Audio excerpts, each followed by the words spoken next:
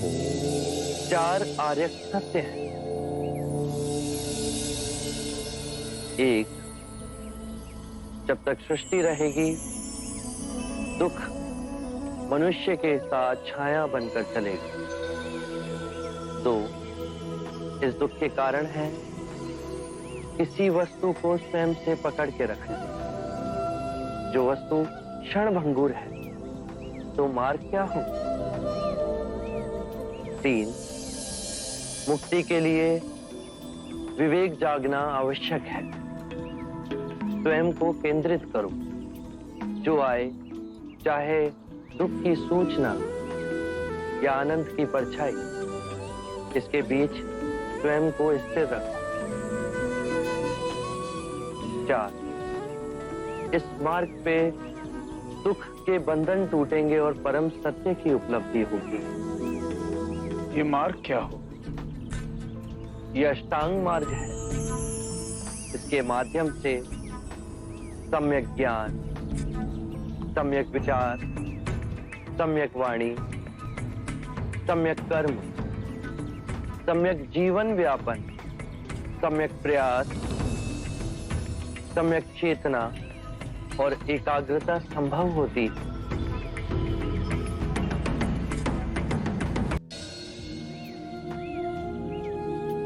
जो ज्ञान मैंने अपने अनुभव से प्राप्त किया, उसी की ही बात कहता हूं।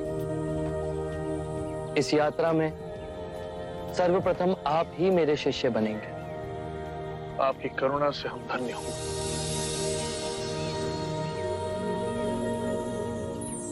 अज्ञान ही दुख, भ्रम, चिंता को जन्म देता है।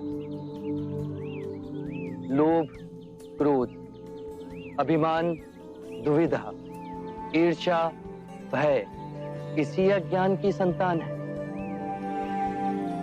माया का खेल विपरीत का है, दो रूपों का है। मध्य में ही रहो, धूमकेतु तारे की तरह। ना शरीर को सुखाओ, ना उसकी वासना को चारा खिलाओ। मध्य में ही केंद्रित रहो। जब हम माया के द्वैत रूप को पहचान लेते हैं, तब सब दुख, चिंता समाप्त हो जाती है।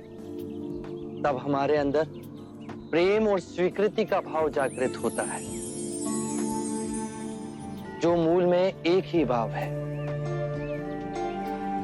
इस ज्ञान के बाद हम किसी से घृणा नहीं करते, ऐसे व्यक्ति से भी नहीं जो हमसे क्रूरता करता है, वरन ऐसे व्यक्ति को हम सांसारिक भावनात्मक रूप से रूपांतरित करने का प्रयास करते हैं।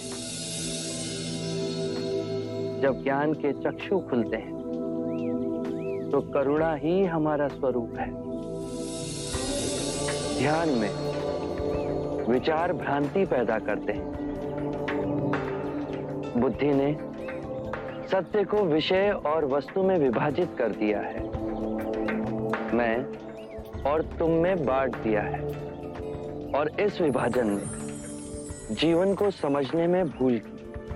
मनुष्य भावनाओं में बंधा खंडित होता गया और लालच, मोह, तृष्णा की पकड़ उस पर बढ़ती गई। जन्म से वृद्धावस्था के चक्र, बीमारी और मृत्यु का भय उसके मन के चारों ओर बनी दीवार को और प्रबल करते गए। इसीलिए इस भ्रम को ही दूर करो। एक बार ये भ्रम टूट जाए तो जीवन कारावास में नहीं, स्वतंत्रता में जिया जा सकता है। शील, समाधि, प्रज्ञा से